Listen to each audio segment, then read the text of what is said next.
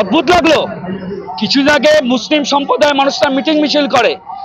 বিগত 2011 সালে এখানে তৎকালীন এসপি ছিল এসপি মির্জা। এই কার্জন গেটকে মুসলিম সম্প্রদায় জেহাদি সিদ্দিকুল্লাহ দল কার্জন গেট সহ গোটা বর্ধমানকে অবরুদ্ধ করে দিয়েছিল। আমরা সনাতনী, আমরা কিন্তু অবরুদ্ধ হইনি।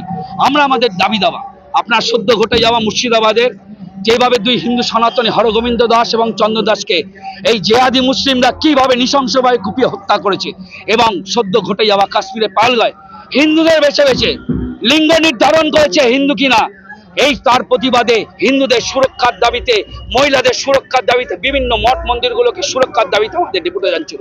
কিন্তু দলদাস পুলিশ, মুখ্যমন্ত্রীর দলদাস পুলিশ, হিন্দু সনাতন বিরোধী পুলিশ, হিন্দু সনাতন পুলিশ মুখ্যমন্ত্রী আজকে হিন্দুদের উপর অত্যাচার। দেখলেন তো একজন হিন্দু সনাতনী তার তুলসী মালার, তার কণ্ঠের মালাটা কিভাবে ছিঁড়ে দিল। এরকম ধিক্কার জানাই যেই করেছেন। আমি পুলিশ প্রশাসনকে বলবো, ভিডিও ফুটেজ আছে এবং বিভিন্ন সব মিডিয়া যারা ছিলেন তাদের ফুটেজ দেখে, যে মহিলা ওখানে একজন পুলিশ মহিলা আধিকারিক ছিলেন, খুব খারাপ লাগলো। মহিলা দিয়ে ছেলেদেরকে ফিজিক্যালি অ্যাসল্ট করার চেষ্টা করছে।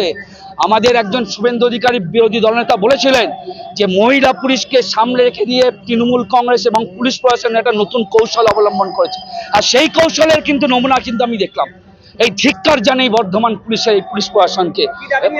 আমাদের দাবি বললাম তো আপনাকে, বর্ধমান শহরে সহ বর্ধমান জেলায় বিভিন্ন মঠ মন্দির যেগুলো আছে সেগুলিকে সুরক্ষা দিতে হবে।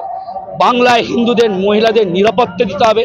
হিন্দু সনাতনীদের বিভিন্ন দাবি দাবা ছড়ো আজকে যেভাবে হিন্দুরা রাস্তাঘাটে যেভাবে আক্রান্ত হচ্ছে তার প্রতিবাদে এবং একাধিক বিভিন্ন ইস্যু নিয়ে আমরা যে হিন্দু বিশ্ব হিন্দু পরিষদ এবং বজরং দলের পক্ষ থেকে এই আমাদের ডেপুটেশন কমিশন।